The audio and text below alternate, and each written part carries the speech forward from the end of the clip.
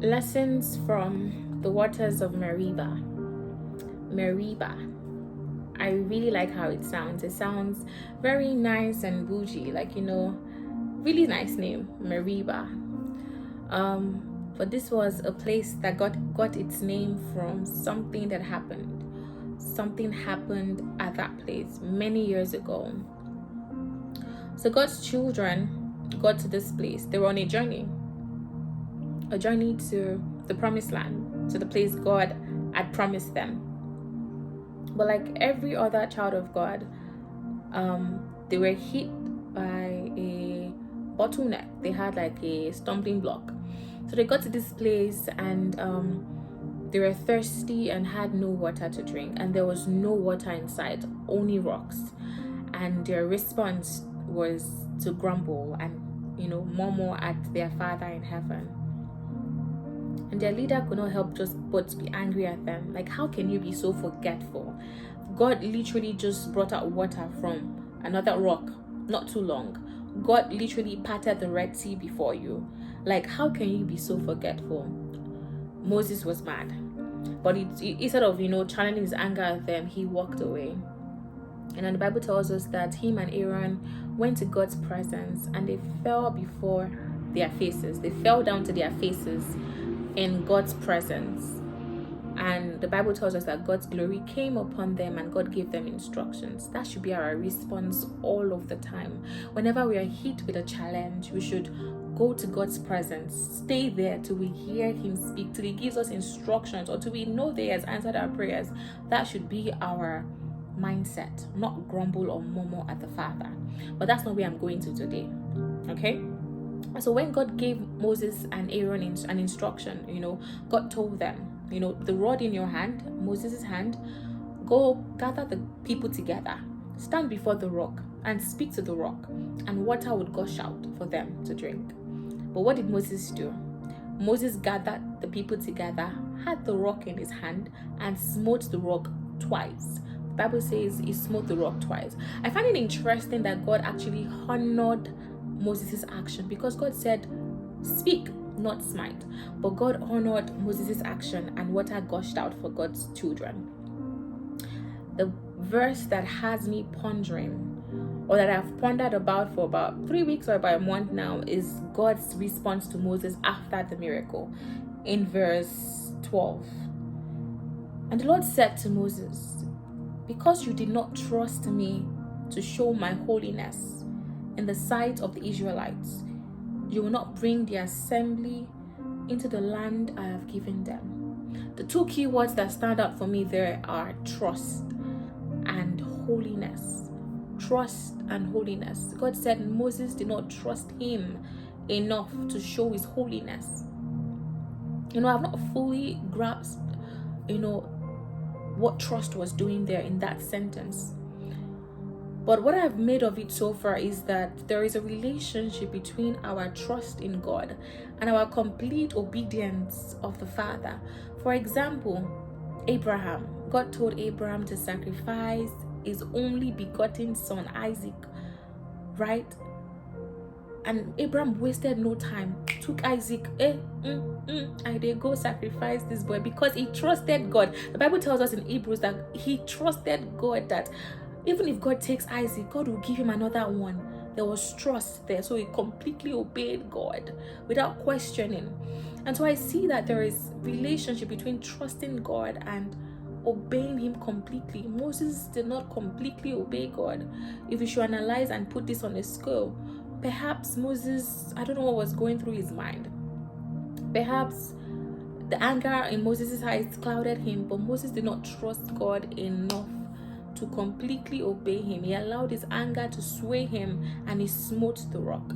But yet again, this is not where I'm going to in today's video. Where I'm going to is the holiness part. God said he did not trust me enough to show the people that I'm a holy God.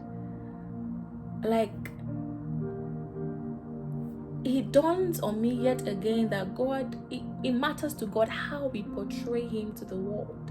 Like, it matters to him how we represent him on this earth.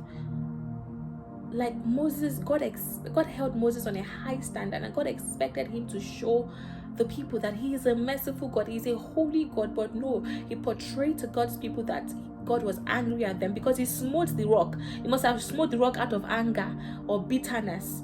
That wasn't showing. God said, speak to the rock. But Moses did the opposite, and God said, you do not show to God's people that I am a holy God. And God said he would not see the land that he has given them. I'm not even going to dwell on how painful that is. Like, you toiled day and night to bring God's people into the land flowing with milk and honey, and then you yourself do not get there. I'm not even going to dwell on that pain. What I'm going to dwell on now is God's children, me and you, how we represent God on this earth. Like people, the world, I've heard someone say the world doesn't read the Bible, the world reads God's children. How do we show God? How do we represent him on this earth? How? Even if we're going through trying times, God still expects us to carry it with grace and excellence. I mean, look at Jesus. Jesus never said a word. Jesus went through the most trying time of this earth. Jesus Christ was beaten, was naked. He went through hell on earth. But the Bible tells us that Jesus did not say a single word. Like a king, like the King of Kings that he is, he carried himself through it all with grace, with poise, like a king. And so, I mean, God expects the same of us. Portray God as a holy God. As a holy God. That's what God expects of us as his children. And so, in this moment, I hope that you're encouraged. I hope that you catch yourself if you're beginning to murmur and disdain God and say, things that a king or queen should not say. Catch yourself. Do you trust God enough to show him as a holy God? Do you trust him enough to know that he will come through for you? So do not let this very fleeting moment rip you of that glory in the future. Like verse 13 sums it all for me. It says, these are the waters of Meribah, where the Israelites quarreled with the Lord, and he showed his holiness to them. He showed his holiness to them. God is a holy God. We are bearers of God's image. A song that I really like, it says, as God is, so am I on this earth. Like I've said earlier, Jesus did not grumble. He carried himself as a king, even as he went through the craziest of times in this world. And so I hope that you draw strength, wisdom from this chapter, Numbers 20 verses 2 to 13. Even as you go through that trying time, carry yourself with grace. Draw strength from God and carry yourself with grace and poise. I've heard of pastors, men of God, who went through trying times and they still ministered, still blessed lives, but they themselves were going through the toughest times. But it was in that moment when they were obedient to God. I remember clearly Victoria Orenzi. I listened to her a lot. She was sharing on one of her songs how she was sick in her body, but God told her, oh yeah, go and minister. And she obeyed. And she says it was as she ministered, she began to feel healing here and there.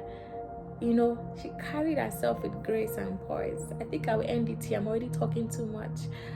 But yet again, God is a holy God, and we as bearers of his image, we should portray him as a holy God. And I pray that God keeps helping us daily to portray him as a holy God. Amen.